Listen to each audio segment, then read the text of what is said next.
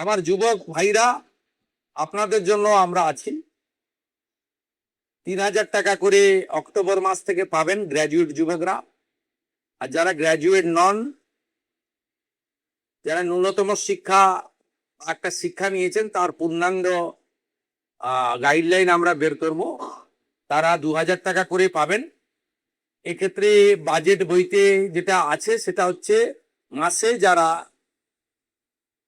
1 লক্ষ টাকার বেশি রোজগার করেন, ইনকাম ট্যাক্স পেই, তারাই এই সুযোগ পাবেন না। এটা বছরে নয়, এটা ক্লিয়ার করতে চাই।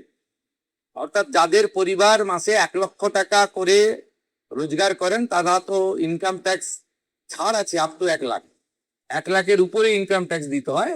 আপনারাও আমাদের সঙ্গে একমত হবেন, 1 লক্ষ টাকা যে পরিবারের রোজগার আছে তার নিশ্চয়ই এই ভরসা স্কিম নেওয়ার দরকার হবে না। সেটাই বলা হয়েছে। এটা কিন্তু বাৎসরিক ইনকামের ক্ষেত্রে প্রযোজ্য হচ্ছে না।